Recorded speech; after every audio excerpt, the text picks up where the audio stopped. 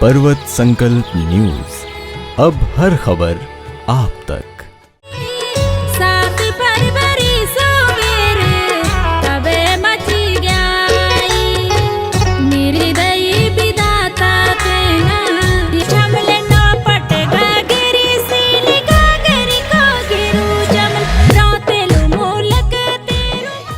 पर्वत संकल्प न्यूज, अब हर खबर आप तक। नमस्कार, मैं साक्षी साहनी बहुत स्वागत करती हूं आपका पर्वत संकल्प में। आजकल अमूमन तौर पे हम देखते हैं युवा पीढ़ी अपने लोकगीत से, अपनी लोक संस्कृति से बहुत ज़्यादा पिछड़ती जा रही है।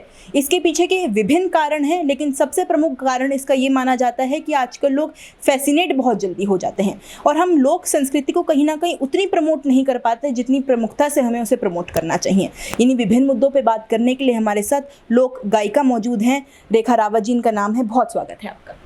नमस्कार, प्रणाम। और मैं बहुत बहुत धन्यवाद करती हूँ पर्वत संकल्प चैनल का, और आप लोगों ने आज मुझे इस चैनल में आने का सौभाग्य प्राप्त किया, तो मैं सभी का धन्यवाद करती हूँ तहे दिल से।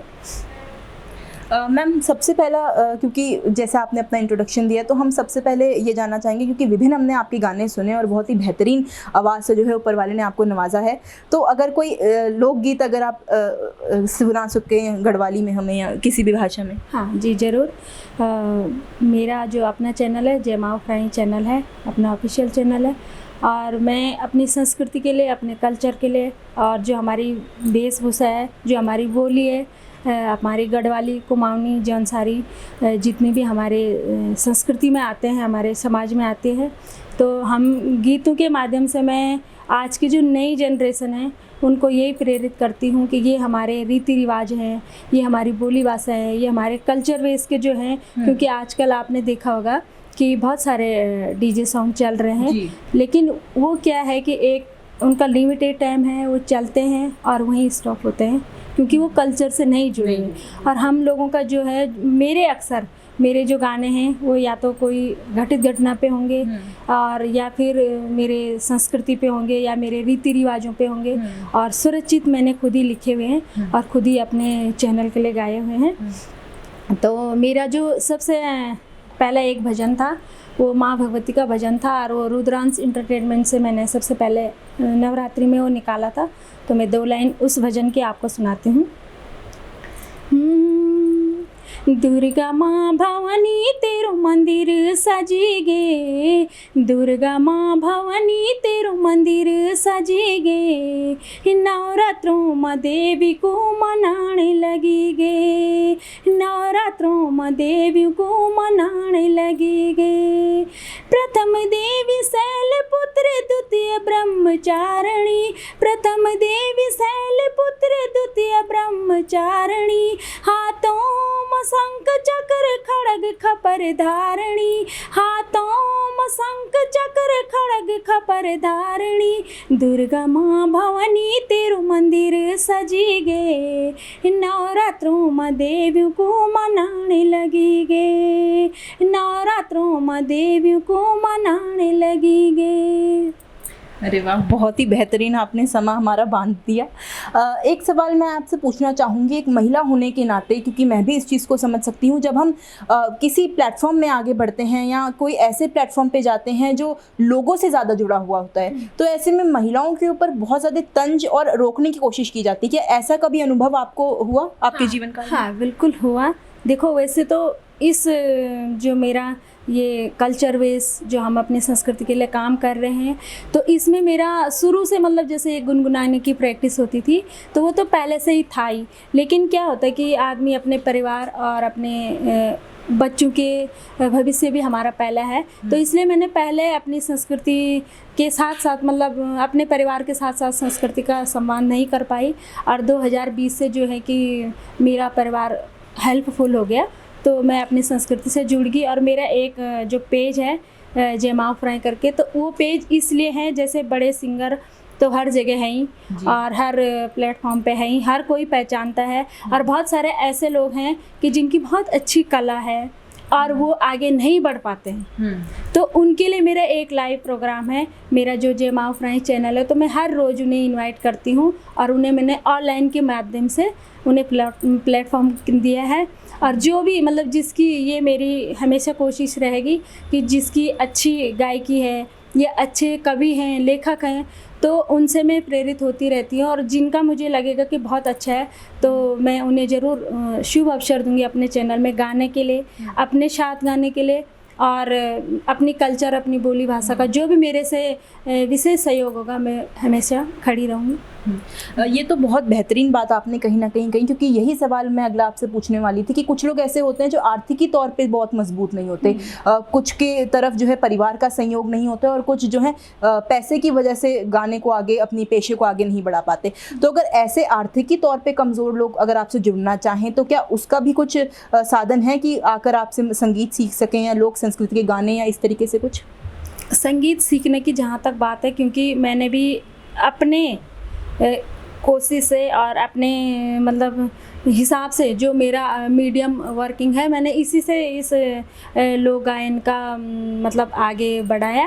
एक मैं ऐसी बेसिकली तो हूँ नहीं कि जो किसी को सिखा पाऊँ, लेकिन ऐसा है कि जो कहीं पे कोई कमी हो जाती, कोई त्रुटियां हो जाती हैं, तो वो मैं ज़रूर उन्हें वहाँ पे बताऊंगी। और मैंने ये भी वो कर रखा है कि जैसे मतलब कोई भी गाना चाहता है, ठीक है, उन्हें आर्थिक तंगी है, नहीं हो पाता है, अगर किसी से थोड़ा बहुत हो रहा तो ठीक है, और नहीं हो रहा, उन्हें बहुत शौक़ है, तो मैं उनका शौक़ बिल्कुल भी नहीं तोड़ूंगी, मैं ज़रूर उनकी हेल्प करूँगी, अपने चैनल के माध्यम से उन्हें आगे बढ़ाऊँगी। एक सवाल मेरा ये है कि आजकल जैसे हम देखते हैं युवा पीढ़ी नशे की प्रवृत्ति में ज़्यादा बढ़ती जा रही है। हालांकि जिस प्रकार आपने बताया कि अपनी संस्कृति से जुड़ना बहुत ज़रूरी है, और आपने बताया कि किस तरीके से आप बचपन से ही गुनगुनाने का शौक़ रखती थी, और धर्म और संस्कृति को लेकर आपने लगातार जो है गानों के माध्यम से आवाज़ भी उठाई। तो ऐसे में अगर युवा पीढ़ी को कोई संदेश देना हो ताकि लुप्त होती जो हमारी उत्तराखंड की संस्कृति है और लुप्त होता जो हमारा कल्चर है उसको फिर से हम प्रमुखता से प्रमोट कर सके, तो क्या संदेश देना चाहिए? हाँ, मेरा यही संदेश है। देखो, आज की जो नव पीढ़ी है, एक तो बहुत डिजिटल जो ज़माना आ गया, तो उससे भी बच्चे थोड़े बिगड़ रहे हैं, लेकिन वही है कि चाहे स्कूल का बच्चों का टीचर का विशेष सहयोग हो, तो टीचर लोगों को भी थोड़ा ये है कि मतलब बच्चों को अच्छी गाइडेंस देनी पड़ती है, और मेन जो है कि बच्चों के जो पेरेंट्स हैं उनको सतर्कता रहना चाहिए इस मामले में, क्योंकि मतलब ऐसा नहीं है कि तुम 24 घंटे बच्चों को एकदम बांध दो, ऐसा नहीं है, लेकिन ये है कि मतलब चौकसी बहुत ज़रूरी है। आपके बच्चे कहाँ जा रहे हैं, क्या कर रहे हैं, कैसा कर रहा है, ये आपको, आपके दायित्व बनता है कि आप लोग अपने बच्चों को मतलब ऐसे गाइडेंस करो। और बाकी जिस बच्चे ने वैसे बिगड़ना है तो वो अलग मैटर हो गया, लेकिन एक हमारा पेरेंट्स होने के नाते जो है कि बहुत ही विशेष जो हमारा मतलब जानकारी है कि हम अपने बच्चों को कहाँ कहाँ देख सकते हैं, कहाँ हमारे बच्चे क्या कर रहे हैं, किस क्षेत्र में कैसे वर्किंग कर रहे हैं, तो ये हमारे दायित्व बनता है। अच्छा, हम देखते हैं कोई बॉलीवुड का गाना आता है, चाहे टॉलीवुड मूवीज़ का हो, रीजनल मूवीज़ का हो, वो बहुत जल्दी जो है प्रमोट हो जाता है। हालांकि अगर लोकगीतों की बात करी जाए तो वो बहुत धीरे और बहुत स्लो स्टडी उसका प्रोसेस रहता है। क्या इसके पीछे की वजह ये है कि हम उसे प्रमोट उतनी तेज़ी से नहीं कर पाते सोशल मीडिया पे या फिर अलग माध्यमों से? हाँ, नहीं, ऐसा कुछ नहीं। देखो, हमारे जो उत्तराखंड की बोली भाषा और उत्तराखंड राज्य के जो लोग हैं वो हमारे भारत से बहुत, एक उत्तराखंड बहुत छोटा ही हिस्सा है, तो जितने लोग गढ़वाली होंगे अक्सर वही सुनेंगे, और उनमें से भी आज की जनरेशन क्या हो गया कि हिंदी गाने और जो डीजे के बिल्कुल अलग टेम्पो के बजते हैं, तो आज की नई जनरेशन तो इंग्लिश गाने, हिंदी गाने ऐसे ही सुनते हैं। लेकिन ये है कि जैसे हम लोग लगातार बने रहेंगे, हमारे गढ़ रत्न नेगी जी हैं, प्रीतम भरतवाण जी हैं, मीना राणा दी जी हैं, बहुत सारे कलाकार हैं जो तो जो जड़ से जुड़े हुए हैं, अपनी थाती से जुड़े, अपनी मिट्टी से जुड़े हुए हैं। तो उन लोगों की क्या है, जैसे नेगी जी के प्रत्येक गाने हैं, उन गानों में शब्द अर्थ है, बिल्कुल जो वो गाने गा रहे, तो उसका एक आर्थिक भी उसमें आता है कि आर्थिक रूप से भी वो अच्छा चलता है, अच्छे व्यूअर्स मिलते हैं, और उनका जो है वो तो एक प्रेरणा स्रोत है। वो तो बहुत अच्छे ही गाने गाते हैं, तो उनकी हर शब्दावली में जो है अर्थ मिलेगी, अपने लोक कला की, लोक भाषा की परंपरा जो है वो जीवित रखते हैं। तो हम लोग भी लगभग, मैं भी ऐसे करती हूँ कि ऐसे ही गाने मुझे लिखने चाहिए। कोई बात नहीं, क्योंकि आज की नई जनरेशन थोड़ा कम सुन रही, लेकिन उस गाने को हमेशा ही सुनते रहे। मैं ऐसा गाना बनाती हूँ अपने कल्चर बेस के, अपने रीति रिवाज के। मेरा एक गाना मेरे चैनल से आया था, वो मेरा वसंत पंचमी एक पर्व होता है, तो हम लोगों ने जो है उसमें मैंने अपनी ऐसे लिरिक्स रखे हैं कि कितनी नई जनरेशन भी आए, लेकिन वो उस गाने के उस शब्दों के माध्यम से उन्हें लगेगा कि वाकई में ये हमारे ऐसे जो पौराणिक लोक कला है, लोक गीत है, लोक शब्दावली है, वो इस तरह से होती है। ये भी हमारा त्यौहार है, तो हर त्यौहार में जो है वो फिर आप सुनाई दीजिए ऐसा कोई गाना। हाँ ज़रूर, मैं सुनाऊंगी। वो गाना है मेरा वसंत पंचमी से रिलेटेड, 2 लाइनें आपको सुनाती हूँ। पंचमी ए गई मऊ की, हैरली बाटी गे जाऊँ की। पंचमी ए गई मऊ की, डेढ़ डेढ़ हैरली जाऊँ की। लिपे जांद मोल माटन, कुड़ियों का मोर संगाड़। पंचमी का जाओ लग दी, मोर मोरू पर मेरा पहाड़। पंचमी ए गई मऊ की, हैरली बाटे गे जाऊँ की। धन्यवाद। बहुत बहुत बेहतरीन।